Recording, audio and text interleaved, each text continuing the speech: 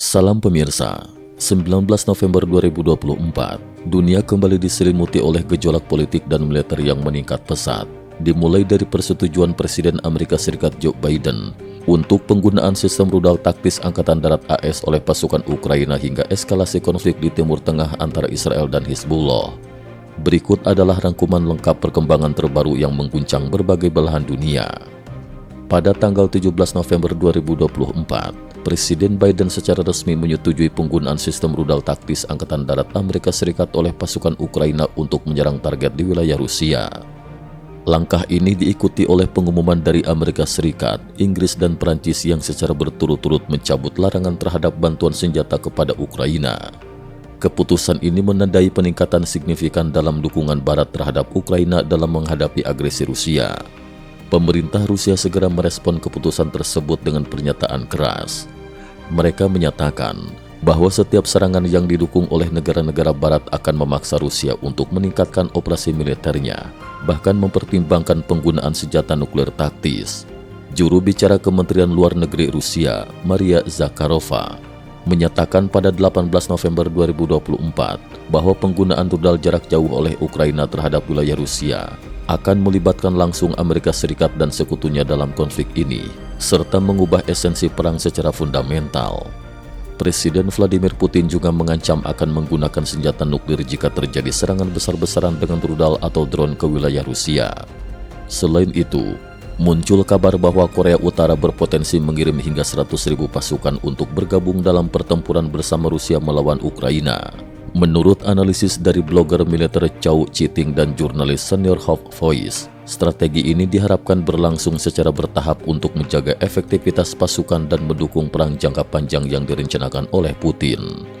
Pada tanggal 17 November 2024, kabel bawah laut sepanjang 1.200 km di Finlandia dan Swedia mengalami kerusakan, memutuskan sambungan langsung antara Finlandia dan Eropa Tengah serta mengganggu transmisi data ke Jerman. Perusakan ini diduga terkait dengan pipa gas alam dan jalur listrik penting yang dipasang oleh perusahaan Finlandia milik Tiongkok, menimbulkan dugaan sabotase dan ketegangan geopolitik di kawasan Nordik dan Baltik.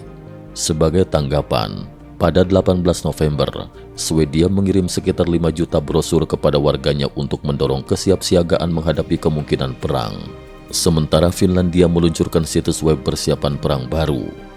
Kerusakan pada kabel bawah laut ini juga berdampak pada jaringan internet di wilayah Nordik dan Baltik.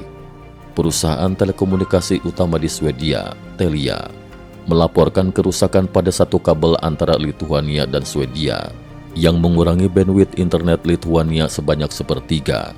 Banyak penggunaan platform X sebelumnya Twitter mencurigai keterlibatan perusahaan yang dimiliki Tiongkok, menimbulkan kekhawatiran serius mengenai keamanan cyber dan dampak asing terhadap infrastruktur kritis Eropa.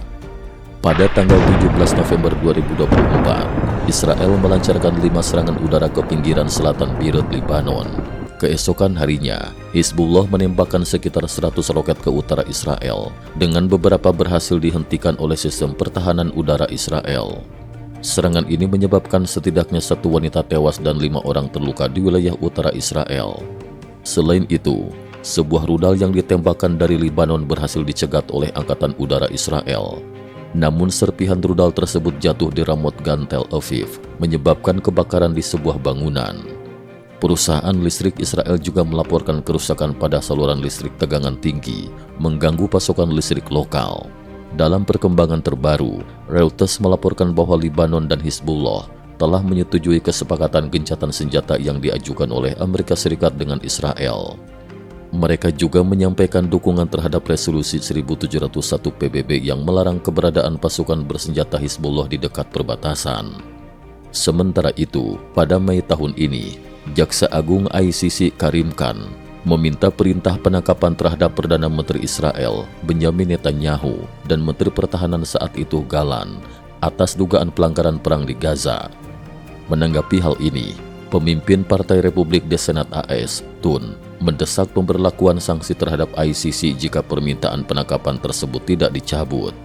Dewan Perwakilan Rakyat AS sejak Juni telah menyetujui undang-undang yang memungkinkan sanksi terhadap individu yang terlibat dalam investigasi atau penuntutan oleh ICC. Meskipun Presiden Biden menyatakan keprihatinan terhadap tindakan ICC, pemerintah AS menolak keras penggunaan sanksi sebagai respons. Posisi mengenai ICC terbagi di kalangan politisi AS. Senator Republik dari Carolina Selatan, Graham, menyatakan dukungan terhadap sanksi yang diusulkan, sementara Senator Sanders mendukung tindakan Jaksa Agung ICC dan menegaskan pentingnya hukum internasional. Pemerintah AS melalui juru bicara Departemen Luar Negeri, Miller, menegaskan bahwa ICC tidak memiliki yurisdiksi atas konflik ini dan menolak klaim bahwa militer Israel dan Hamas telah melanggar hukum internasional. Situasi global saat ini menunjukkan peningkatan ketegangan dan kompleksitas hubungan internasional dengan berbagai negara terlibat dalam konflik militer, serangan cyber dan perdebatan hukum internasional.